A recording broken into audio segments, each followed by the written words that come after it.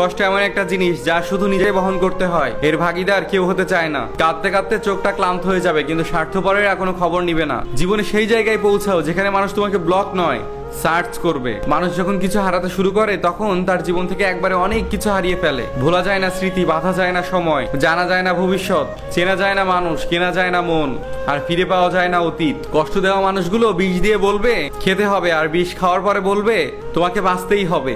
বড্ড বেশি মন খারাপ হলে দুফোঁটা কেঁদে নাও। তবুও স্বার্থপরদের কাছে কখনোই নিজের মন খারাপের কষ্টের বর্ণনা দিতে যেও না। লুকিয়ে লুকিয়ে চোখের পানি ফেলা, কাউকে মিস করা, কারোর মেসেজের অপেক্ষায় বারবার ইনবক্স চেক করা কতটা যন্ত্রণাদায়ক অনুভূতি। জীবনটা এমন একটা পর্যায়ে এসে দাঁড়িয়েছে, না ভালো আছি না খারাপ আছি সেটা নিজেও জানি না।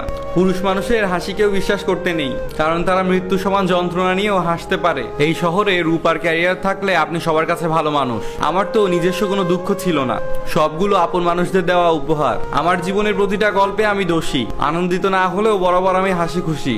যখন টাকা আসবে তখন সবাই ভালোবাসবে। যখন দেখবেন আপনার মন খারাপ কিন্তু এটা বলার মতো কাউকে খুঁজে পাচ্ছেন না, তখন বুঝে নেবেন আপনার আসলে কেউ নেই।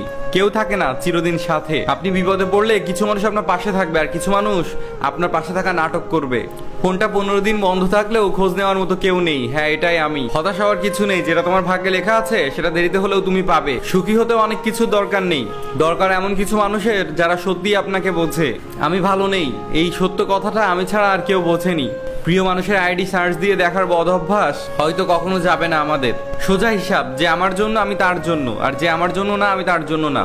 প্রথমে রাত 3টা পর্যন্ত কথা হতো, এরপর 3 ঘন্টা, এরপরে 3 মিনিট, তারপর এখন আর কথাই হয় না। অসুন্দর হতে পারি কিন্তু অহংকারী নই। আমরা ছেলে, আমাদের মন নয়, আমাদের ইনকাম দেখা হয়। পরিবার মেনে নেবে না 1 বছর, 2 বছর, 3 বছর, কিন্তু প্রিয় মানুষটাকে যদি হারাও তবে 80 বছরেও আর ফিরে পাবে না। হ্যাঁ, আমি অনেক খারাপ, কারণ আমি ভালো হওয়ার অভিনয়টা করতে পারি না। নিজেকে অনেক বেশি ভালোবাসা প্রয়োজন, কারণ দিন শেষে আমিই আমার প্রিয়জন। কেউ একজন থাকুক, প্রচন্ড অভিমান নিয়ে বলুক সারাদিন কোথায় থাকো, হ্যাঁ একটুও মনে পড়ে না, একটাও মেসেজ দাওনি কেন আমায়। প্রয়োজন ছাড়া এখন নিজের বেস্ট ফ্রেন্ড গুলোও মেসেজ দেয় না। পরিস্থিতি তোমাকে ধন্যবাদ, কারণ তুমি বুঝিয়ে দিয়েছো সব আপনজন আপন হয় না। I am not busy. আসলে আগের মতো আর কারোর সাথে কথা বলতে ভালো লাগে না। সময় চোখে দেখা যায় না, কিন্তু সময় অনেক কিছু চোখে দেখিয়ে দিয়ে যায়। জীবনে এমন একটা পর্যায়ে আছি, না পারছি কাউকে কিছু বলতে, আর না পারছি কাউকে কিছু বোঝাতে। বেঁচে থাকার চেয়ে ভালো থাকাটা বেশি কঠিন। ইচ্ছে করলেও বেঁচে থাকা যায়, কিন্তু ইচ্ছে করলে ভালো থাকা যায় না।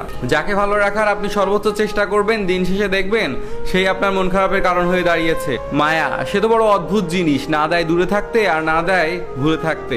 সুখের সময় বন্ধুর অভাব হয় না, কিন্তু দুঃখের সময় আর কেউ পাশে থাকে না। পোশাক দেখে কাউকে বিচার করবেন না, কারণ দামি পোশাক হলেই মন বড় হয়ে যায় না। বড় লোকেরা গরিবদের মারলে প্রতিবাদ করার মতো কেউ থাকে না। নিজের বোনের সম্মান পেতে চাইলে অন্যের বোনকে সম্মান দিতে শিখুন। কাউকে ছোট করে দেখবেন না, যোগ্যতা দেখে বিচার করুন। সৃষ্টিকর্তা অভাবের কথা জানতে চাইলে মানুষ তার প্রিয়জনকেই বারবার চাইতো। অল্প বয়স থেকেই যারা পরিবারের জন্য নিজেকে স্যাক্রিফাইস করে থাকে তাদের শেষটা সুন্দর হোক। প্রয়োজন ফুরিয়ে গেলে মানুষ সৃষ্টিকর্তাকেই ভুলে যায়, আর আমরা তো সাধারণ মানুষ মাত্র। টেনশন আর মানসিক চাপে তারাই বেশি থাকে যারা নিজের চেয়ে তার প্রিয় মানুষের কথা বেশি ভাবে। হেরে গিয়ে থেমে যাব না, আল্লাহর উপর বিশ্বাস নিয়ে আবার এগিয়ে যাব। কাউকে ক্ষমা করে দিয়ে মহৎ হয়ে যাও, কিন্তু দ্বিতীয়বার বিশ্বাস করে বোকা হয়েও না। মানুষ আসবে, মিশবে, পরিবর্তন হয়ে চলে যাবে, কিন্তু দিন শেষে তোমারই তুমি, তোমার কেউ না। মন পরিষ্কার রাখুন, কারণ শেষ হিসাবটা অর্থের নয়, কর্মের হবে। বেশিরভাগ ক্ষেত্রে কথার কারণে হৃদয়ে রক্তপাত ঘটে। যার ফ্যামিলি প্রবলেম আছে সেই একমাত্র ডিপ্রেশনের আসল সংজ্ঞা বোঝে। নিজেকে নিয়ে কখনো অহংকার করতে নেই, কারণ বলা যায় না ভাগ্য কাকে কোথায় কখন নিয়ে যায়। একাকিত্বই শ্রেয়, কোনো এক্সপেকটেশন নেই, জীবন খুব সুন্দর। ঠকে যাওয়া মানুষগুলো নিয়ে কখনো মজা করতে নেই, কারণ তারা বোকা হতে পারে কিন্তু অমানুষ নয়। যার কাছে যার শান্তি মেলে তার কাছে তার ঠাঁই হোক। বিশ্বাস করুন, আপনার সমস্যাগুলো দূর হয়ে যাবে এবং আপনি আবার হাসবেন। পারিবারিক অশান্তিটা মানুষের খুব সিক্রেট একটা কষ্ট, চাইলেও এর কারণ যাকে তাকে বলা যায় না। এই শহরে ছেড়ে যাওয়ার গল্পটা বড্ড বেশি, সেটা সম্পর্ক হোক বা বন্ধুত্ব। আমি মানুষকে তেলাইতে পারি না দেখে আমার সাথে মানুষের সম্পর্ক বেশি দিন ভালো থাকে না।